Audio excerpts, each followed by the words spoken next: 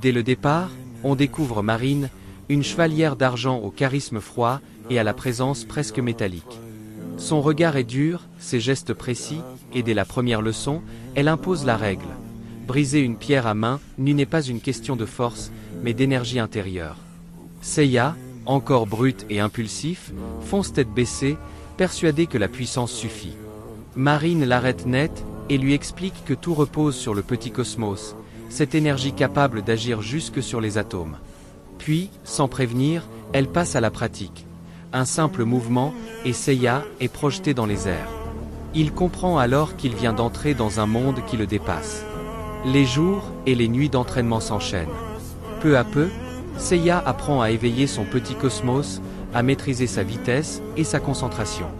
Il progresse au point d'être reconnu par l'armure du Pégase, qui accepte enfin de l'envelopper. Mais au moment même où il touche son but, des souvenirs douloureux refont surface. Sa sœur, enlevée des années plus tôt, et Allemand, présent cette nuit-là. Le doute s'installe.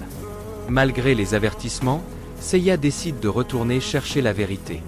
C'est alors qu'Athéna n'a plus le choix et révèle tout. En l'emmenant loin de la ville, elle lui avoue que son véritable nom est Saori.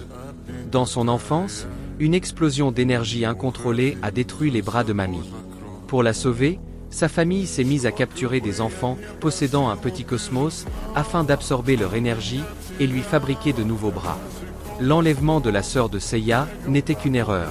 La vraie cible, c'était lui. Plus tard, mamie a voulu tuer Athéna, provoquant la rupture définitive avec son père. Seiya réalise alors l'ampleur de la manipulation. À peine le choc encaissé qu'un vaisseau surgit dans le ciel. Les hommes armés se mettent en position, et la bataille devient inévitable. Des soldats améliorés, bien plus redoutables que de simples combattants, envahissent la villa. Leur chef est clair. Si Athéna s'éveille totalement, le monde court à sa perte. Il faut l'éliminer. La situation dégénère rapidement. Les installations sont détruites, les combats éclatent de tous côtés. Malgré son expérience limitée et une armure encore incomplète, Seiya se bat avec acharnement. En puisant dans ce qu'il a appris, il parvient à vaincre plusieurs ennemis, repoussant ses limites à chaque instant. Quand Athéna tente de s'enfuir, elle est de nouveau interceptée. Seiya sent que le moment est venu. Il appelle son armure, encaisse les coups, vacille, mais refuse de tomber.